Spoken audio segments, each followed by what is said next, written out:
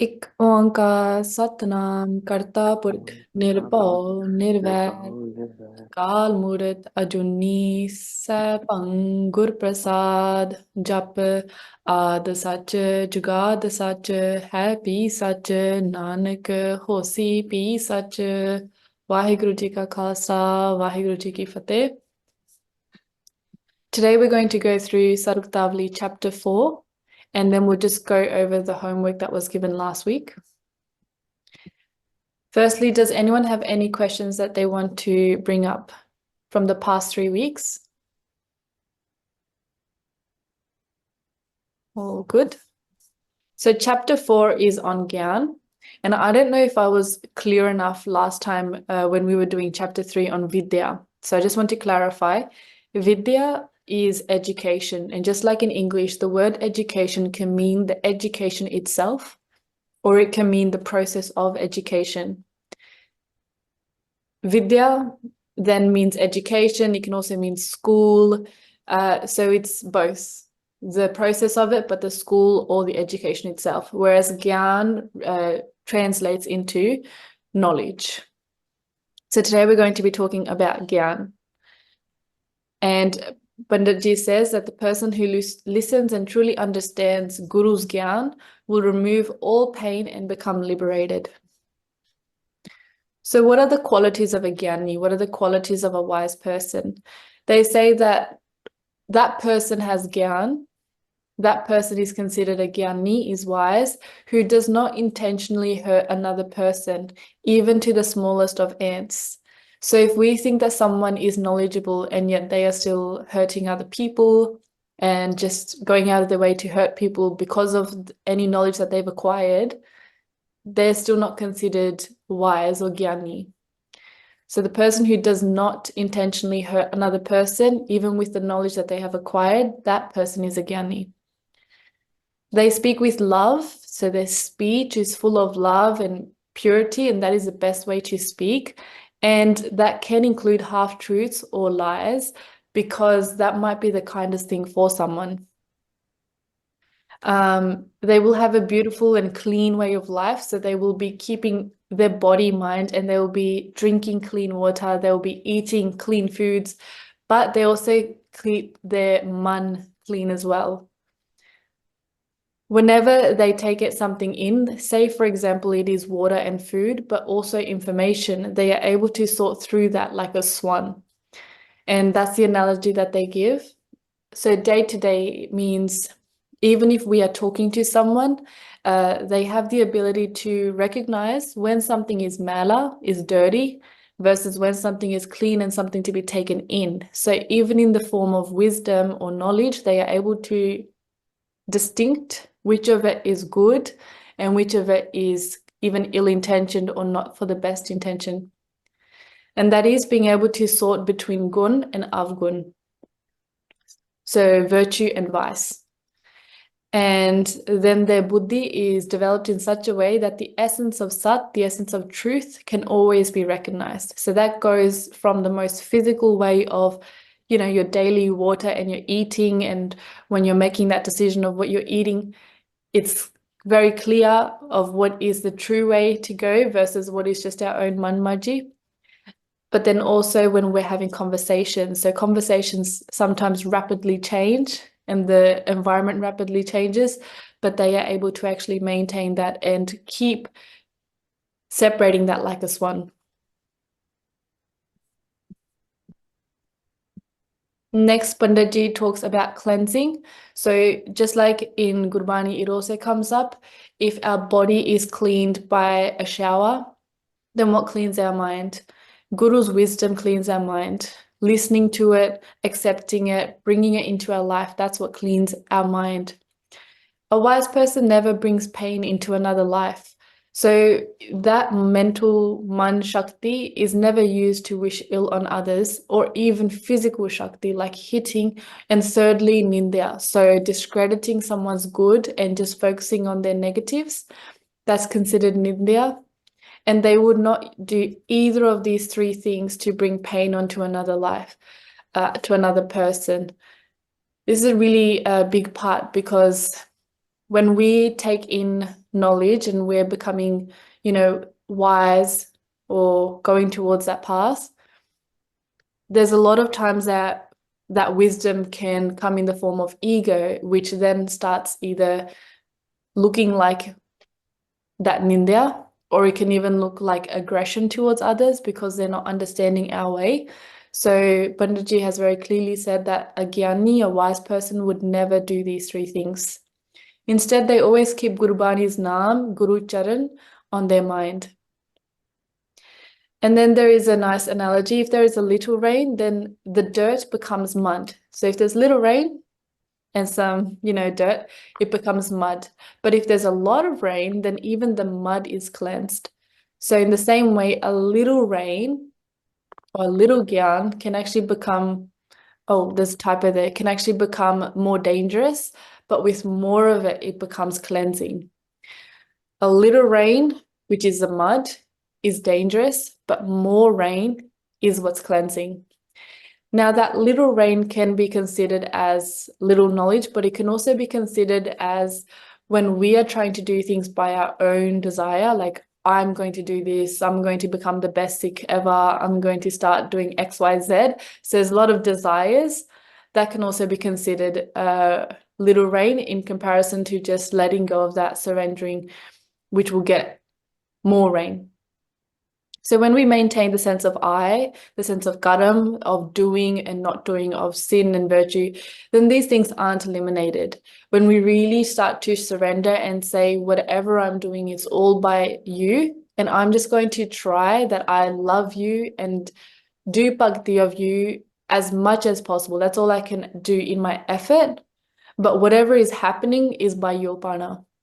Then the idea of what is pap and what is punya, it all becomes eliminated. Are there any questions at this part?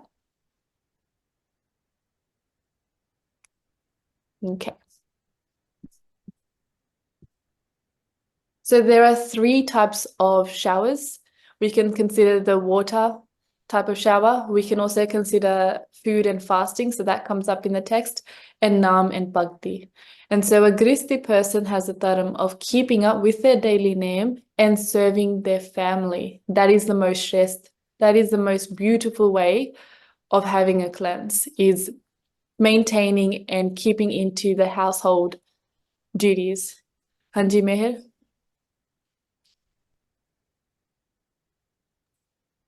Yes, sorry, I didn't get to the button fast enough. About the just the previous section before the three taps of bathing. Yep. About the water and the mud. I thought about that for a while because it took me a couple of read-throughs to kind of get the idea. And I was wondering if it also is giving the implication that and I just wrote here in the margin of my own notes, like slow walking spirituality can often be painful because mistakes become more and more apparent to the mind and obvious, yet the mistakes, of course, continue because no effort is taken up for any correction. In other words, best to jump in with both feet. It's less muddy that way. Is this Yeah. a correct deduction? Yes, yes. So, yes. So there is this example, for example, where there is a circle, and when there's a little rain, we have 1 foot outside in the world and 1 foot inside. So again, that's a really good way of explaining what little knowledge can look like even. Mm-hmm. So we're going kind of Is both this ways. I want to go this way and I want to go this way, and your feet are never both feet in. And this is where we kind of see, like, I mean, just again, deduction further downstream. This is where we can kind of see that, for lack of a better term, like for-profit spirituality, especially here, like in America, it's bad. But I would say everywhere, because it is that, yes, you can be materialistic. You don't have to give that up.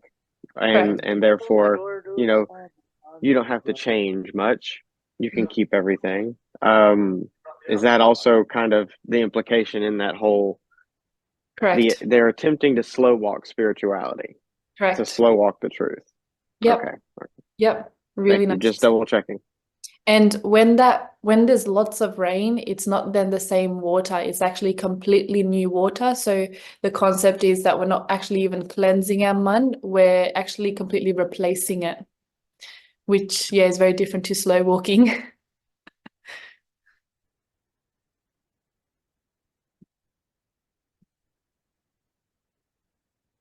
So then when we do consider cleansing, the by Mampiviji shared in their katha about fasting. And so sometimes we think, well, fasting is not, supported in Sikhi, but in actuality, it's actually nothing negative. And we actually do accept that it is healthy for your body. It's only that the cover of it, when we start saying, well, this is for my guru, that I'm going to do this much fast and I'm going to do these things, and that the kava, that bakand, that's the things that's been criticized. Fasting is good for your body. It gives you a chance for your body to rest and heal, because otherwise it's constantly just digesting and excreting food. And that's why when you're sick, you naturally have a reduced appetite, because your body is reducing the need for that process.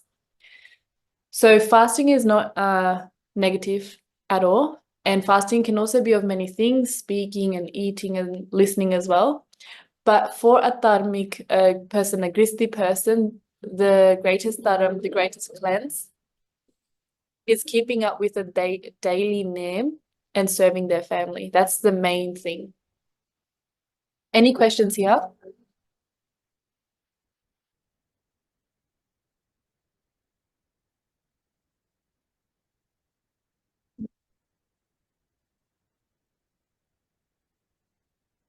So true devotion is the person who does seva of their mother, father, and guru. This is what Pandit Hardayalji has advised. And leaving the elderly or parents to then go and do bhakti is not the way. So, for example, if we say that no one likes me and then I'm going to renounce my parents, that is not the right way. Instead, we are to be collecting the gun and always live in forgiveness and grace. That's the way that we will keep basking in this wisdom that Guru is giving us. With pure intention, if we serve in Gristi and in family, then even the Devta will respect you. And Bhai Mampi Singh Ji shared a really beautiful story around this concept, which I believe everybody should read word for word to really understand this concept. Just more on this part. I know it can be really hard when we are, just struggling with our family and such.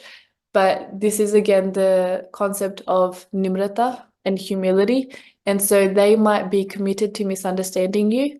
It is again about what are we doing. So when we went back to chapter 1 and we were speaking about dharam, they might be thinking that you have a different dharam and they are creating maybe bad things towards you.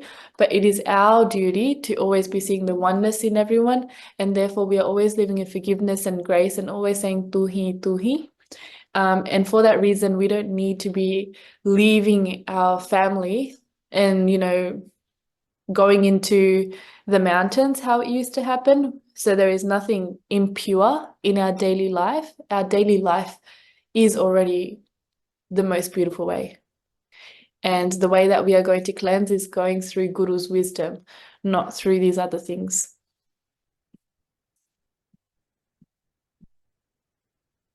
So there are some then qualities of a Gyani, a wise person. You know what? Sorry.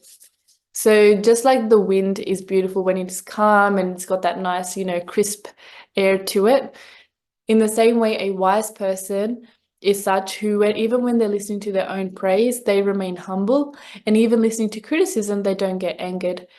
And that's why, because they're keeping focused on Sat.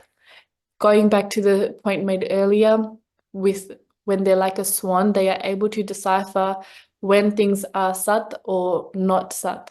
And so even listening to praise or even listening to criticism, their consciousness, their surt is in a point of oneness that it's not disturbed by these things. They give their man, body, and wealth to dharmic pursuits.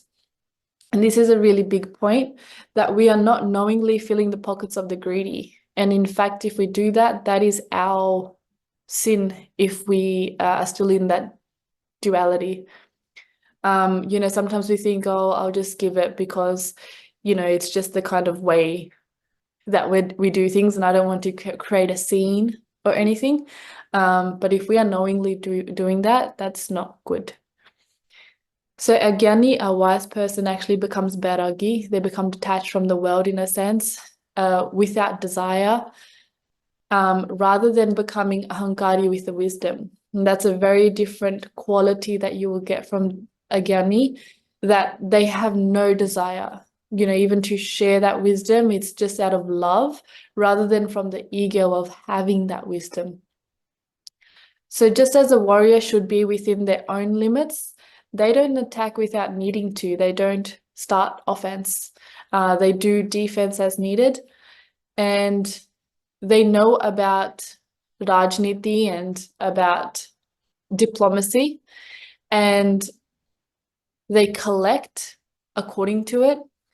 And so these days we tend to do, it was described as George before horse. So we start doing all these efforts and we start saying rounding people up and collecting people for a cause, but we don't actually have the right policy, the right political side even to guide us. And so we actually get misguided in all those efforts.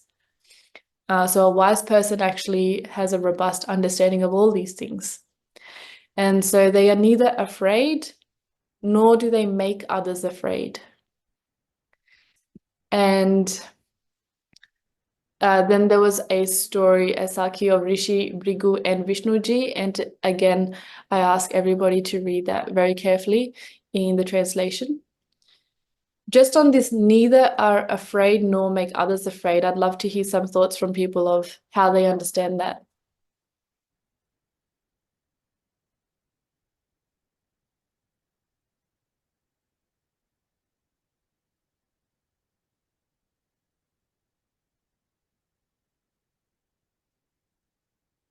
I can wait here all day. Can you elaborate on the question? Is it like as a Just within the generally, so context of Rajniti, like as a political policy, or do you mean as a philosophical disposition? generally for a jnani. So a jnani is neither afraid of anyone. A wise person is neither afraid of anyone, nor do they make others afraid. They neither fear anyone, nor do they make people fear them. That's what the mark of a jnani. It comes up in Gurbani as well.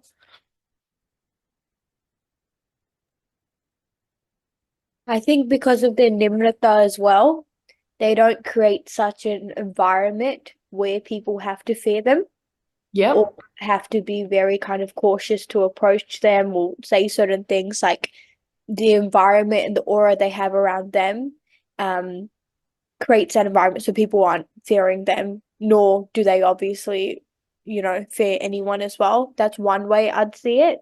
That's nice. Very beautifully said. The other way I'd also see it is through their bhajan, the things that they say. Like sometimes we come across certain katha or gandhis or whatever, and the way they go about explaining, it does put an aspect of fear in it. Like if you don't do this, then this will happen. If you don't do that, like, do you know what I mean? So I feel like through their bhajan as well, the way they explain things through prem and through the oneness, it also doesn't make the other person afraid and doing things out of fear, but more guides them towards the path of prem. And Beautiful. yeah. Beautiful. Very true. There is a lot of punishment-driven katha out there. Yeah. You don't do this, then you're going to go straight to Nalik. And whether that's true or not, the thing is that a wise person would not share in that way. They're going to connect you to that prem. Beautifully said. Anyone have any other thoughts that they want to share?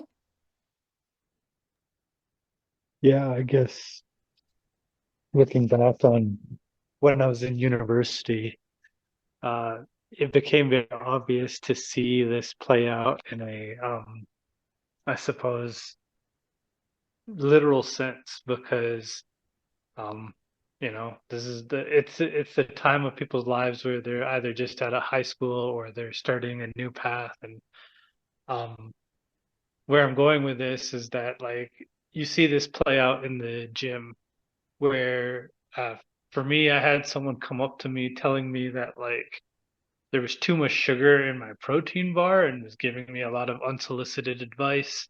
Mhm. But they walked around with, like, it just seemed like such an ego in comparison to a professional bodybuilder who I also met, who told me to disregard what the previous guy said because apparently he just had a habit of going about that, like, so my point being is that, like, it's very easy to see, especially in, like, the gym culture where people are there to better themselves. There are people who walk around with a sense of entitlement and a sense of, like, uh, I guess, like, even putting other people down, even if what they have to say is valid. And then there are people who work day and night, and you wouldn't know that about them unless, like, you approach them or there was some sort of meaningful interaction. So I think, like, uh, having that sense of humility, when we're bettering ourselves, is just something that this sort of lesson reminds me of. That's a really good point. I think that culture would go way beyond just the gym as well in so many things. And I think the key word there, unsolicited advice, is such a good red flag for it being the ego of the wisdom. Because when we're humble, living in humility, there isn't that need for unsolicited advice. It's like, well, Guru will give the wisdom just like they gave to me. Meher Singh?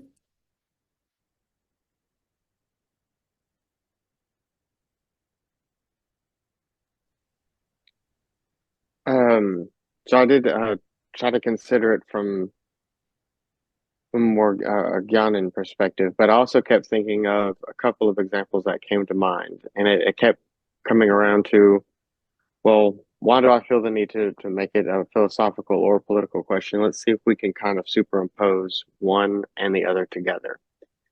And so I think of, like, of course, the examples close and near and dear to Sikhi are Guru Har Gobind Sahib and, of course, Guru Gobind Singh Sahib, but in particular, how they infuse this in a political philosophy as well. And that is, you can never, and this is about, like, a question of how does one project power?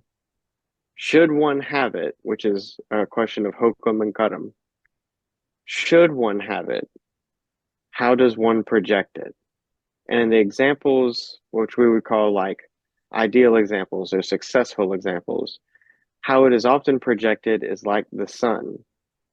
It is not a harsh brightness, but one that kind of shines evenly upon everyone around them. And it's not that they make the thief or the liar afraid of them, because you can never really, you can't affect how someone else sees you. So I can't knowingly prevent fear in everyone who meets me. Some people might just be afraid of me because of the color of my skin, for example. I can't help that.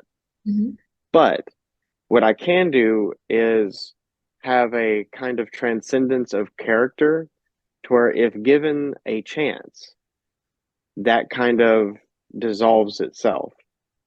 Much in the same way, and then it doesn't matter whether one has power or not, because the second thought I had to follow up was famous Gurmukhs like Bhai Maharaj Singh, who was a prisoner of the British after the fall of the Lahore Darbar, so much, much, much later on in Sikh history, who, of course, he had no throne, no army, nothing that, Guru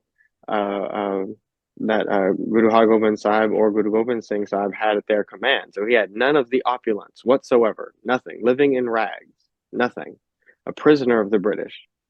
And yet he still carried himself in a kind of transcendent nobility. Even though he had no sword to strike anyone, the guards feared disrespecting him because he carried himself in such a way. And in that way, I think it is much like Suraj, much like the sun. the examples that we have for this into a personal philosophy and a political philosophy, and that is to always keep our mind on that transcendent truth, thus kind of making ourselves making fear not a trigger. And because it's not a trigger for ourselves, it's not one we seek to trigger in others. Now, that doesn't, like, the dishonest men will always feel uncomfortable around a group of honest men, for example, or women, or people. Sorry.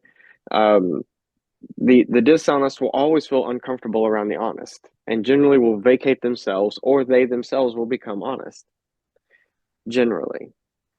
And that's if you keep that kind of transcendent thought. Where that backfires is if you don't have an eye on that transcendent truth, and then the dishonest corrupts and makes the honest dishonest.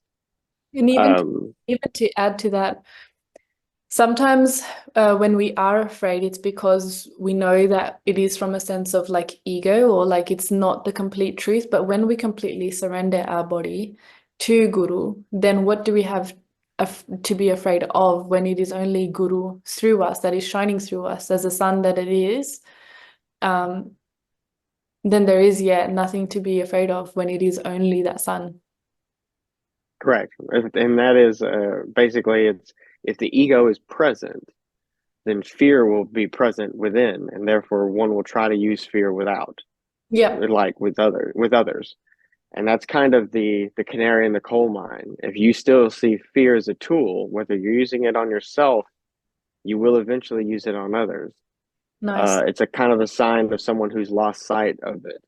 It's like I said, we could use it as a canary in coal mine technique, both for ourselves and others. For if you're choosing Panthic leaders, for example, this is a good, like, hey, are they using fear in any capacity? And all of this then goes back down to a Jnani, a wise person, then always act in humility. That's where it all goes back down to. They are always focused on that truth. They're always focused in humility.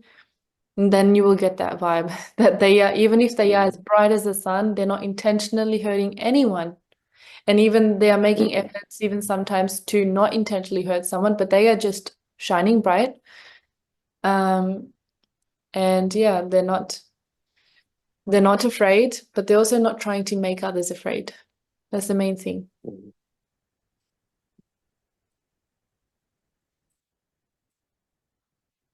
So a devoted person should always live with forgiveness, be quiet, so like talking less, and also undisturbed by praise and ninda alike. And they help others with an open heart, always giving, even when we have a lot on our plate. If someone brings us pain, then we drink and absorb it. But if the pain is to another, then we don't let it go. That is, we go in and defend. Be content with however much you are given in life. And the person who hasn't done any bad thing in their life, they go to the heavens while laughing and playing in life. That is how the wisdom flows through a person. That's the way that you will see them living, with an open heart, always giving. Some of these things, I think, are really worth digesting, especially, for example, if someone is giving us pain, like say, for example, the example at the gym, and this person is giving unsolicited advice, it's really tempting to just give it back. But a wise person who is living under Guru's wisdom would actually absorb that in and not fuel it any further. And yet if you would see it to another person, then you would go in and defend. So that's the chapter summary. Does anyone have any questions on the whole chapter? So that's the chapter. I'll just go through the homework again with the terms then. So everyone was given a term. The homework is to explain what it is in Dunyavi words. So, for example, how G wrote about eyes, Nan. So Nan means eyes, like our physical eyes per the worldly language. And then they actually shared what it means from a Gurmukhi language, which is more like perspective. And so they've broken it down really beautifully. And the reason that we're going to do this is it will just help us cover a lot of terms more quickly when we get into Gurbani, so that when we're thinking Nan, we're not just thinking of, for example, physical eyes. We've got this shared understanding of what it means as per Gurmukhi terms. And yeah, just write as much or as little as possible, but try to do it in the form of anek, not ek. So it's very tempting to get everything back into like hukam and naam and oneness, but we kind of want to understand it in like a more expanded way, and then you can go back into oneness if you want. So just so it's more fleshed out for everyone.